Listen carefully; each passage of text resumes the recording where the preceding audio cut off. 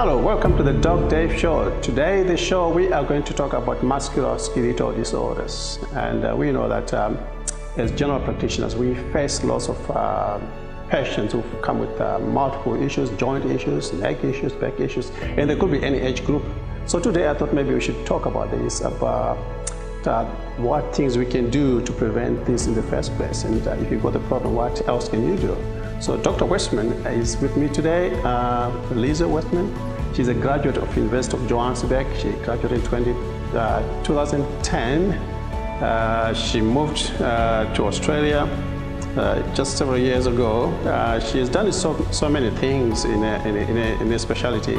She's got a thesis in ITB, which we're going to talk about in more detail. In addition to that, she has worked in the AIDS orphanage, and also she has worked with children with disability, and she has worked in the sports rehabilitation. I'm so excited that Dr. Westman is with me today. We are going to talk more about her passion in physical activities and physical well-being in particular. So ladies and gentlemen, meet Dr. Lisa Westman. Thank you, Doctor, thanks, for coming. Dr. David. Have a seat, take a seat. Wow, this is you? Yes. Oh my God, I am so excited to have you. She looks wonderful, isn't she? Thanks, Dr. David. That's right. Glad to be here. I know. As you know, I'm a general practitioner, and my colleagues out there, they agree with me. There's lots of problems. Yes, there Physical issues is the main issue. Back pain, neck pain, you name it. Yes. Sports people, you name it. Anybody, and it could be any age. This is the astounding thing. Any age now, people come with musculoskeletal disorders. Where do we get it wrong? How can we prevent these things? Or let me step you backwards a bit. Maybe we can go back to how you got the passion in physical activity or rehabilitation, if I can mention that way. Yeah. How did you get into this? Because I was looking at your profile. You graduated from University of Johannesburg in 2010. What made you do this in the first place? So I actually always wanted to be a vet. And decided cleaning wounds on animals was definitely not my passion. Right. My dad is actually the one that got me into chiropractic. That's him here? Yes, that's him? Oh, yeah, I can see him here smiling. Right, Oh, wow, wonderful man. Hello.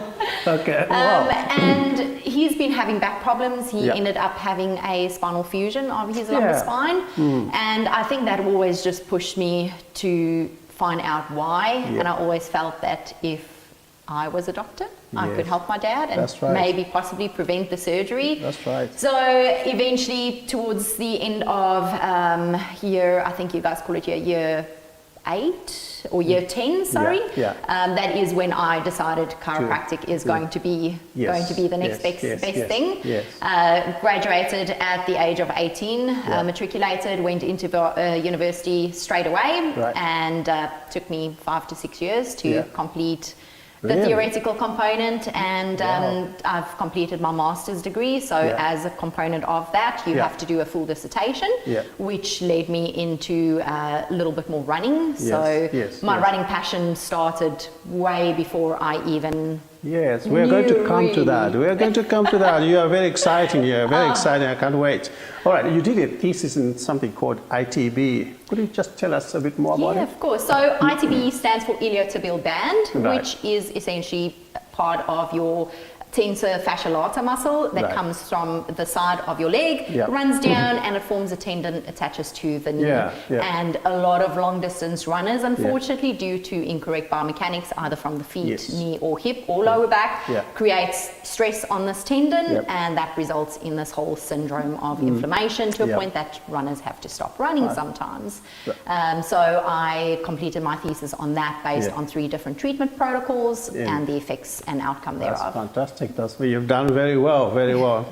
Now, in addition to this, I mean, you said you've worked with the AIDS, in the AIDS orphanage. Yes. And you also worked with children with disability. A little bit more about that one? So part of our clinical setup, once you're in your 5th year, you start doing a lot of community service. We need to do a certain amount of hours as well, giving back to the community. Once you're in your 6 years as well, after you've completed all the theoretical components, you have to do a lot more about the community service, different types of patients, and that's what led me to those fields. hospitals, just trying to help out in the community as much as possible. And then after that, you moved into sports rehabilitation yes, as well. That was my first job as a graduate. Wasn't too sure if I wanted to open up my own clinic initially, so I worked as a locum or an associate at a sports rehabilitation centre. I mean, you are on the go all the time. After doing this, then you went to set up a family wellness clinic, is that right? Yes, that's correct. So I ran that for about 7.5 years before migrating to Australia. That's fine. And then you came to Australia. And how do you find the transition in your career? Career-wise, actually not too bad. I have joined an amazing clinic. They've got a few clinics around regional Australia, so the transition was made easy by them. Just the difference in legislation, treatment protocols, health funds, definitely made it a lot easier to join a big group. And talking about career progression, again, you're doing your primary health coach certificate. That's correct. So it's a life coach and nutrition coach certification, and I've started that. Hopefully in the next 4 to 5 months I'll be completed with that. Fantastic. That's good. Now this is the other part which excites me. You are a mother of a 3.5-year-old boy. That's correct. That's right. Wonderful. Declan, Declan, that's right. Now, in addition to that, you still have time to do running and triathletes. Yes. How do you find the time? How do you juggle this? So I'm a single mom. The only way that I could do anything, I had to put triathlons on the side burner while I had him, because there's no way I was cycling with the little baby wriggling around. Definitely not. Swimming was out the question, so running it was. Running is my major passion in sports in any case. So I used to run with my pram with him inside, and I did that up until I think the last big race I did was September last year, so he was almost 3. And I would now do shorter distances, 4 to 5 Ks, but he's just getting too heavy. So the last big one I did was a half marathon, and I just said, no more. That's right. So, it makes sense. It makes sense indeed. Yes. Yeah, and in your social life as well, I mean, you still got time to go to church and do other things. How do you get all this time? Prioritizing, I think, and I think if something is a passion of yours, we try to go to church every single Sunday. My little boy loves it. We're active as much as possible. He loves running and cycling as much as I do. That's right. So I think you just instill those habits into them. Now we're going to go back now to how we are made. You know, when we are born up, and the spine, the bones, and everything. As we get older, things start to change. And unfortunately, as we get older, it's the poor posture. Maybe the way I'm sitting. Maybe I drive, 1.5 hours every day. The driving posture, the sitting on the table. So ergonomics, basically, it's a big component in terms of back issues or musculoskeletal issues. And again, in the community where I'm working, you agree with me, we are surrounded by mining communities and people working on the farms, and they all come with, they fall off the horses, fall off the quad bikes, you name it, everything, footy, rugby, you name it. People have got to live on. But how can we prevent some of these injuries so that we don't end up on painkillers and painkillers and painkillers? So there is unfortunately a vicious cycle happening at the moment due to the advancement of technology. We are all sitting or looking down at something, whether it's steering wheel gripping forward, whether it is a cell phone or a tablet or a computer or driving a truck. Everything nowadays puts us into a seated, forward hunched position, which is damaging our spine, it's damaging our nervous system, and it's creating very, very poor health. And I believe you brought some pictures for us, for our viewers, for everybody to understand how the spine is from being a baby as we get older, so that most of our viewers can learn Definitely. How they can change and try maybe to prevent this in the first place. Maybe you can go take us through some of the pictures. I think you've got wonderful pictures, and that would be great. You audience, you will love this. I just can't wait. The clarity of the pictures. I'm sure you'll benefit something from there.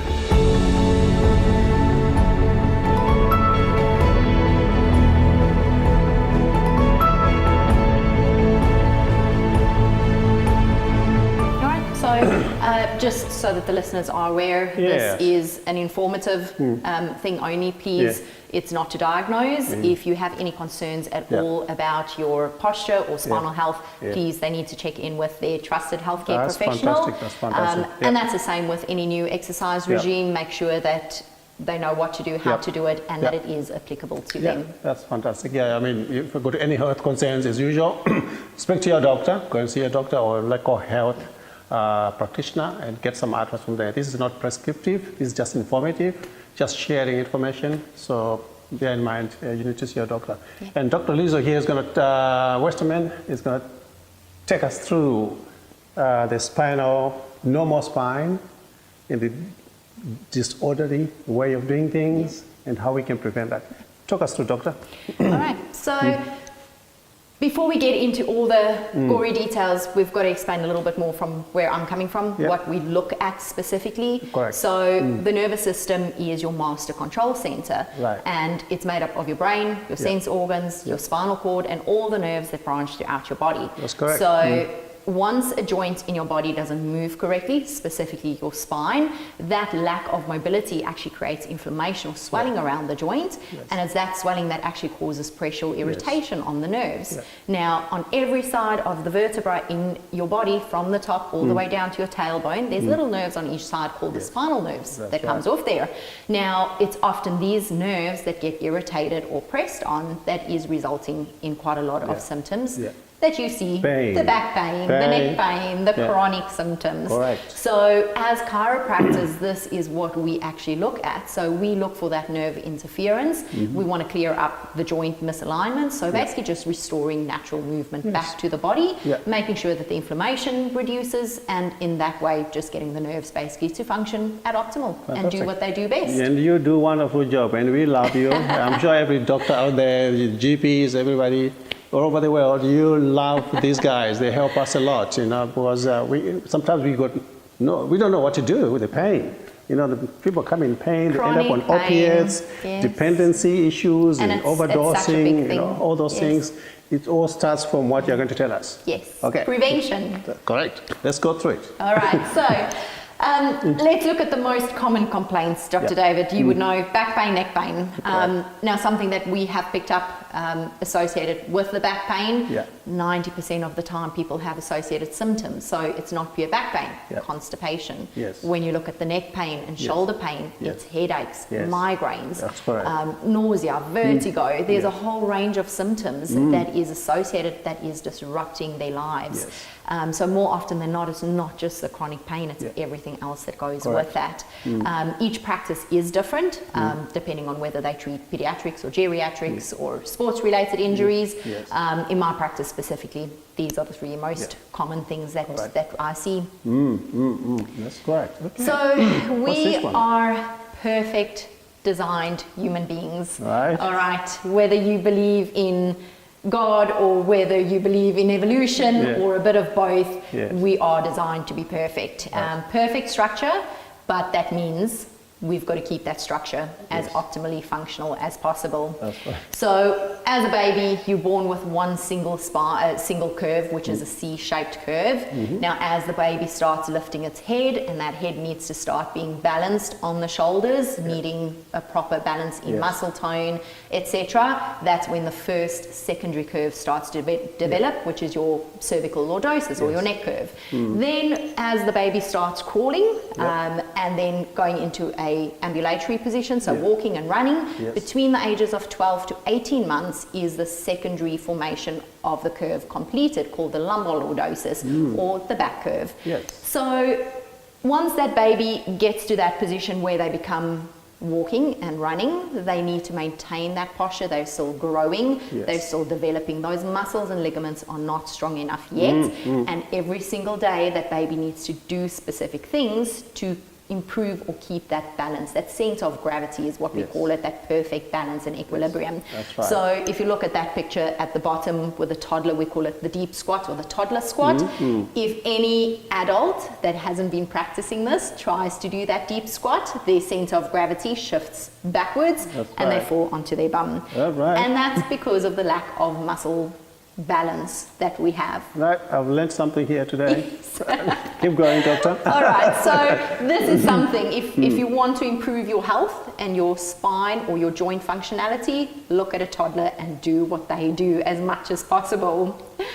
So once that spinal structure has been formed, like I said, we need to enhance it and keep that strength going. So if you look at the leftmost picture, that is a curve that's from the side view. If you look at someone from the side, that's correct. Head on the top, obviously legs bottom at the bottom. Head is facing towards this side, and you see the counterbalanced curves. Now, each of those curves has to be at a specific angle, specific degrees. If you look at the picture towards the right, that shows a rough indication of how those curvatures should be. So if you put a line straight through someone from the ear, through the shoulder, through the hip, knee, ankle, one vertical line, those vertebrae all should basically C1, C7 through to L5 all in one plane, and that ensures that the curves are equally flowing, gradual, counterbalancing curves. So that's in the perfect world, right? Perfect world, yes. Unfortunately, probably about 100 years ago it was perfect. Okay. So from this normal expected mechanics, now where are we getting it wrong now? Technology. No, technology. Yeah, okay, so. Technology, sitting, sedentary lifestyles. We're not moving and functioning as we were designed to do. Yes. I'm sure you got some pictures which are interesting. Next one I there. do, I think. yes. Let's just show our viewers, okay? First of all, these are just an indication of the specific scientifically backed radiographic x-rays that we look at to actually measure these curves and advise a patient where the problems are, how bad the posture is, and what's going to happen in the next phases as degeneration starts to take care. So once these curves are affected, we look at something on this slide. Now, on the left-hand side, the top picture is just a diagram to explain different curvatures that take place. The left side is a scoliosis. Now, Australia is very big on backpack regulations and school drives on scoliosis and checking for that with the nurses in schools. It's been very big, and I'm pretty sure most of people nowadays will know what scoliosis is. For that person that doesn't, it's basically just a sideways curve of the spine. That's what it is, the leftmost picture there. Exactly. Now, that bottom picture is just an indication on x-ray what your spine looks like on the x-ray. Can be one single curve, can be multiple curves, can be mild, can be big. And scoliosis is also, there's a lot of causes for it, genetic, developmental, functional. Now, in my role specifically, we deal with all the functional. The scoliosis that develops as we get older due to incorrect things, which we'll get into more. That's right. Then we look at the right-hand side. So the top picture indicates how the entire structure can change. Your upper back kyphotic curve, meaning too much curving. You can get a flat back, which means... And it's just right, yes. Which means that kyphosis actually decreases, and now you've got a flat back. Then we get to the bottom part, the pelvis, how it tilts forward or backwards, increasing the lordosis or decreasing the lordosis. Then to me, my biggest passion, which is almost the easiest to target and correct, is the cervical lordosis, or the lack thereof. That's right. So that is when we look to the bottom two pictures. Green picture with a curve that indicates the good x-ray, perfect positioning of an actual patient. Now that picture next to that one with the red is a damaged spine. That is loss of cervical lordosis, almost to the point where it's forming a kyphosis. It's almost curving forward. And that is very, very detrimental to our health. And the sad thing is, about probably 50 years ago, this was normal in your aging population when degeneration was normal. Nowadays, I see this 20, 30-year-olds with a spine like that without precipitating factors like whiplash injuries or trauma to the neck, and most of it comes down to posture. Like I said before, it's getting the younger generation now. They're coming with back pains, chronic pains. I've got I got, not to mention the names anyway, I got 2 young ones, 30-something-year-old, using a stick or something like that, at that age. That's not right. It's terrible, no. That's not right, no. you see. Okay, good. So that's the loss of lordosis of the Yes. cervical spine we're talking about. Yeah, that's okay. Right, so what are other problems? Other problems that can cause all these biomechanics to go wrong? So the major thing about poor posture, interlinking chain, the spine is one thing. That's right. If you change one part of it, it's going to affect everything. Yes. And remember, it's all about that front and back balance. So if you do a split in the middle, front muscles, back muscles, they have to work together in order to keep you upright. So as soon as something pulls you a little bit more forward, the muscles at the back has to work a little bit harder to keep that center of gravity so that you don't fall forward. Now this is the problem once you start changing those counterbalancing curves. Yes. It gets complicated, isn't it? It is very complicated, a lot right. more than just a simple word, improve your posture or sit up straight. That's right. So when we look at our next slide, why posture is so bad for us. So I love this picture at the top. It shows you exactly what might happen if these teenagers don't fix their text-neck syndromes. That's okay. Right. So basic physics, as you start shifting your head a little bit forward, which roughly, by the way, weighs about 4 kgs on an average person. Right. But the more forward your head goes, the harder the muscles need to work because the heavier support. Yeah, exactly. The heavier the head will be because now that counterbalance is shifting and your body always needs to keep you upright. So by looking down constantly and more, your head might not literally snap off. iPads, smartphones, iPads, smartphones, this is happening all the time. TV games, computers, I know. anything. And I know. And it is so terrible. we got to watch ourselves because we will pay for this in the long run, isn't it? And people are already paying for it, unfortunately. That's right. Fantastic, So, good picture. I love that. It develops 2 things, Yes. really, Dr. David. It's called an upper cross and a lower cross syndrome. Right. Okay. So all it means is if you take a cross, okay, you put one through here, one through there, to certain areas of the muscles, okay? One part is going to become tight. So your pecs and your subscapularis muscle is going to become tight. It's going to contract. It's going to roll your shoulders even more forward. At the back, it's going to weaken the muscles over the shoulder blade area. So your serratus anterior, your lower trapezius muscles, your rhomboids, they all get stretched and they get weakened and your shoulder blades further round forward. So the more your posture gets worse, essentially the worse it will get. It's just a vicious circle that keeps on taking place. Fantastic. And that also affects the muscles in your neck as well. Your suboccipital muscles get really tight. They get fatigued. Deep flexor muscles are affected, and that's only in the upper part. Now we look at the lower part. At your hip is the cross. In the front, we've got the hip flexors. Because of that pelvis tilting forward, your hip flexors shorten. Then your glutes start to weaken. Your erector spinae muscles, your paraspinal muscles in the lower back, they start to shorten and they are constantly under spasm. And now we wonder where the back pain comes from. That's right. That's a problem. Exactly. So, how can we help? How can one help self? Okay. How can we prevent these things in the Don't first sit. place? Don't sit, ever. Don't sit. Yes, no, I'm only Keep on joking.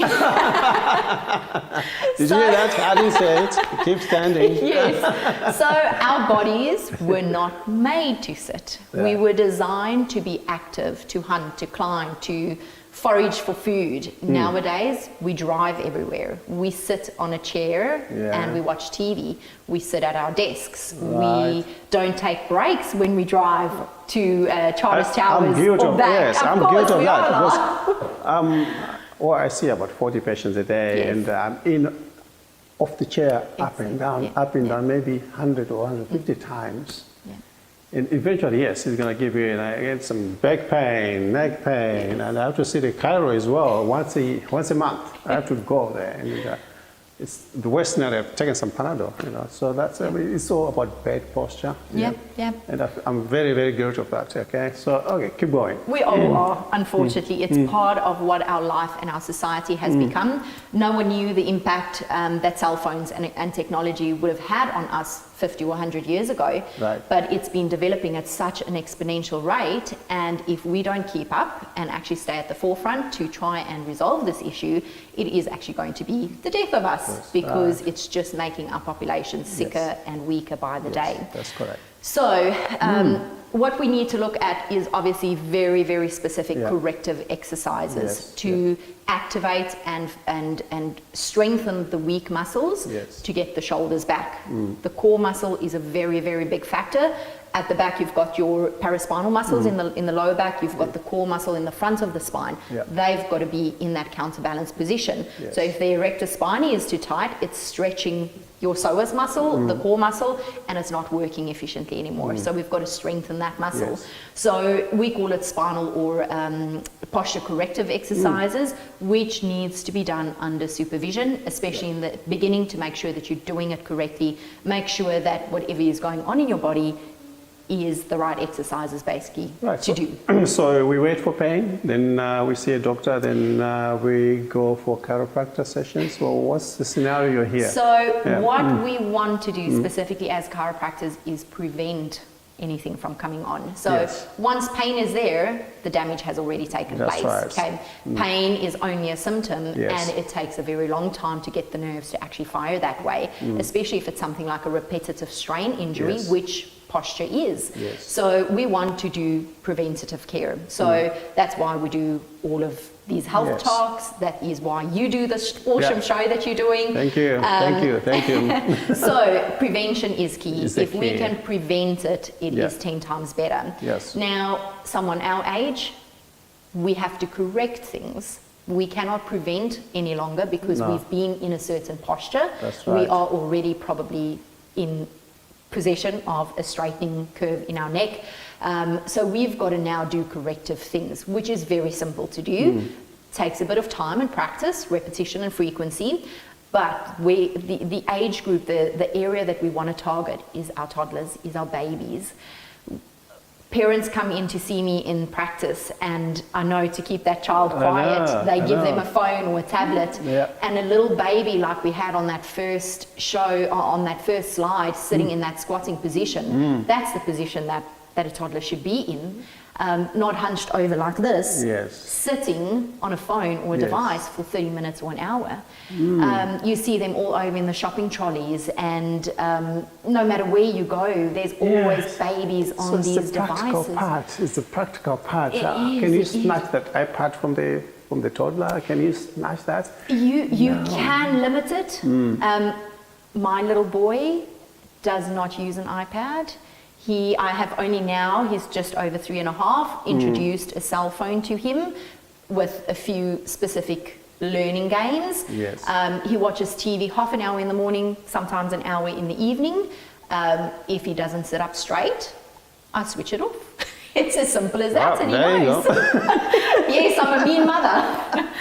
No, that's but right. there's so many interesting keys that you can help them learn from a young age. It's hard to change as an adult. That's if you've right. been doing something repetitive for a very long time, it's so hard to get out of those is, habits. it is. To teach a toddler or a baby the correct way of doing it is 10 times better, because That's they're right. not going to know anything different. And that's where it comes in. We try to educate the parents to educate their children. That's right. Look, Yeah. we're learning something. How about sleep positions? So sleeping positions, the best is back. Always on your back. Sleep on your back. Sleep on your back. What happens? What we want to avoid as soon as you sleep on your shoulder, this happens. So we're squashing the chest even more. We're rounding the shoulders in. If you're lying on your side, you're doing this to your shoulder. Now, if you're sleeping like that for 4 hours or 8 hours, what's going to happen to the pectoralis major muscle and the subscapularis? Your neck more than likely will also tilt a little bit forward, which means further curvature loss. Wow. So if you sleep on your back and you put a little roll under your neck as opposed to a pillow behind your head, which is going to push your head up, 8 hours So a no night. pillow? No pillow. Oh, right. There you go. There's a few places that's invented either a specific roll for sleep time or a neck nest, which you call it, specific pillow that they help, and it's specifically to support the neck. Caves around, Exactly. molds around. Yeah, That's yeah, fine. That's so good. Yeah. And advice for drivers? So truck drivers and long distance drivers, you name it, so the wrong position. I'm one of them. Yes, I see a lot of truck drivers and it's so hard for them because they're on such a tight schedule. A big problem is also they don't sleep, maybe 4 hours a night. So they're fatigued. They are pumped up on energy drinks, coffee. So that further dampens the effect that the nervous system can have to heal the body.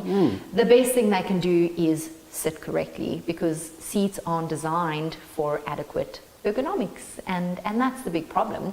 So sure that people would disagree with me and find it very uncomfortable in the beginning, but if you can have a look, my back hasn't touched the back seat at all, hasn't touched the rest. So as soon as your body touches that back rest or the seat, you are automatically going to want to be comfortable and you're going to slouch into that. And that's when the damage takes place. So what you need to do is sit up correctly in the most neutral and natural part or posture that you can, maintaining the lordotic curve, contract the core, get the shoulders back, and hold the steering wheel nice and easy. Wow. Your body... That's very uncomfortable for me, that one. It's uncomfortable in the beginning. The thing is, as soon as you get used to it, automatically you get in and you drive. And the funny thing is, you will be shifting a lot more in this position because your body will not be comfortable because it's never comfortable sitting. So it will tell you when you need to pull over, walk around the car, get back in. You don't need a 10-minute break. All you need is 10 seconds to walk around the car and get back in. So the more frequent, shorter breaks you take, as opposed to one stop for half an hour or an hour, the better it's going to be for your spine as well. That's fantastic. These are practical things. That's the whole purpose of the show. Anyway, I believe in health promotion. Public health prevention is better than cure. Definitely. I think. So and anyway. simple things that people can incorporate in their daily life. It's so important in today's rushed world and stressed life. Yeah, that's right.